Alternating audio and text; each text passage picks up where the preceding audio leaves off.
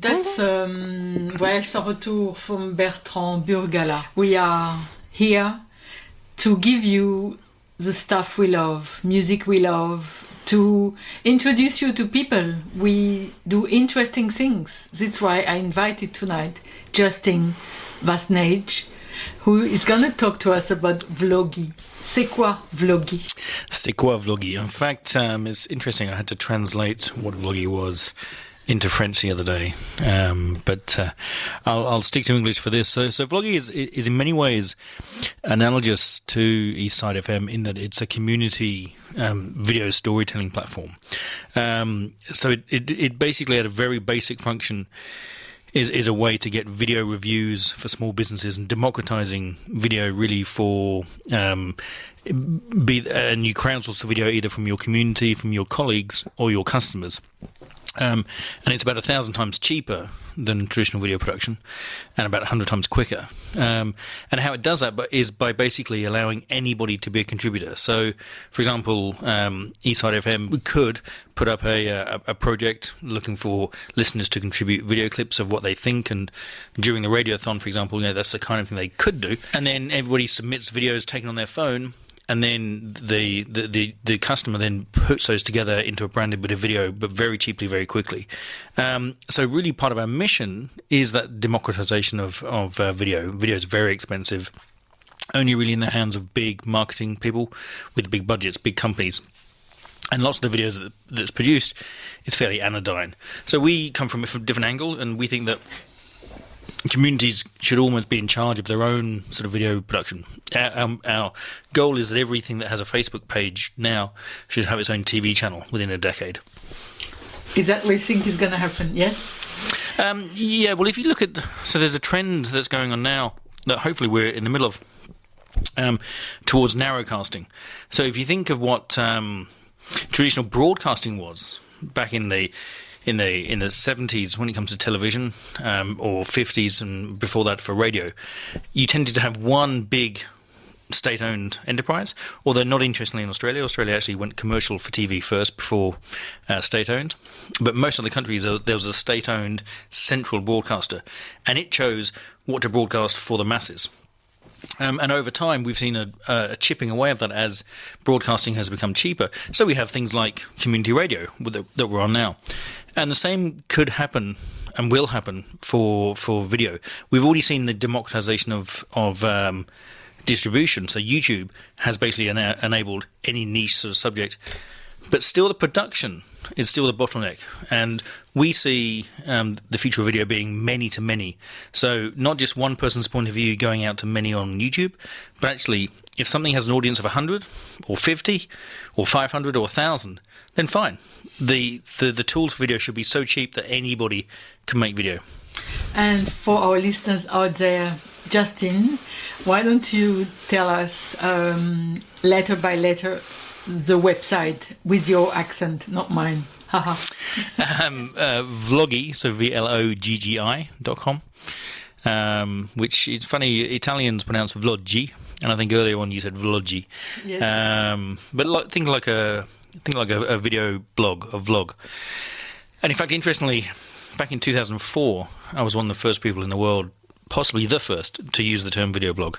I was making videos for making films, sort of editorial films for a publishing company, and we had a budget of about $45,000 per episode, and that was all paid for by sponsors. And then one time the publisher said, "Oh, no, we don't have any advertisers on this one." So I said, "Well, look, I'm going to go anyway. So why don't I just do it myself?" So they rented me a camera. I composed the theme music on the plane over to Florida, and I just I shot all the interviews, did all the pieces to camera, and did all the cutaways.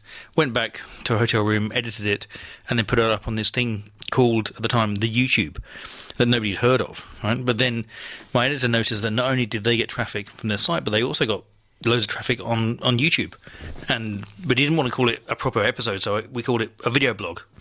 So there you go. Okay, so you were the precursor. Yes, one of the 2004. We're talking about 16 years ago. Yeah. So is it because of now everybody on his phone has the possibility to shot video? Yeah, exactly. So basically, look, I've been trying to do this for ever since then, really. But the difference was that actually the quality of video cameras on everyone's phones rapidly, dramatically improved about 2 years ago. So now the quality of video that can be shot on virtually anybody's phones is so high that it actually does mean that you can use anybody as a footage scout, as a videographer, and then you stitch them together. So the power of our platform is that it turns this user-generated video into professional-looking montages. So you can have multi-location, multi-destination, multi-device, multi-voice videos easily, because you don't have to worry about the video quality anymore, because that's all taken care of by Samsung or Apple.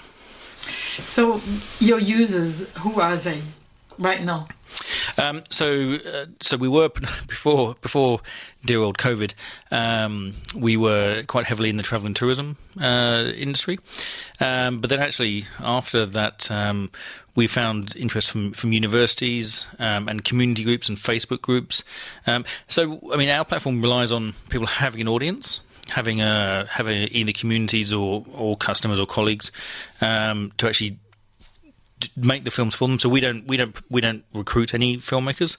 It's up to our customers themselves to actually have that audience and have that relationship with classically either their customers, so they may incentivize it through a prize, or their community, so a Facebook group, or colleagues.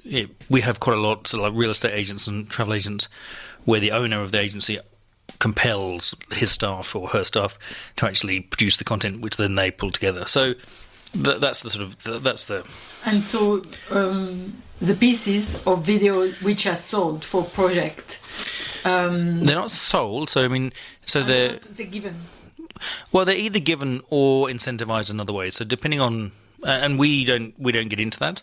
Okay. So we're just a bit of software that allows people to pull them together. So however you want to incentivize so we have some very large commercial companies who give away large prizes, because frankly you wouldn't contribute a bit of video voluntarily for, let's say, a large German car brand unless you were getting recompense for it. But on the other end of the spectrum, Facebook groups about your neighborhood and about your local community, you're part of that, and they don't have any money, so you willingly give your video to help that cause. So we don't really care what method people use to incentivize. So how does Vlogi make any money? How do you survive? So it's free for small community groups, yeah. But it's actually paid for monthly subscription after that. So medium-sized companies would pay a little bit of money, and large companies more, but it's still free, always free for small community groups. Okay, that's super interesting and so innovative. I must say, I'm flabbergasted. We spoke about that last year, and I can see you are really strong into it more and more. Yeah, thanks. It's been a long journey trying to get it all up, but it all works and there's paying customers, and it's been a long journey. Ionissat Radio, this is Forever French. This is a special Radiothon evening. This is Au Lipopet Bar. C'est parti.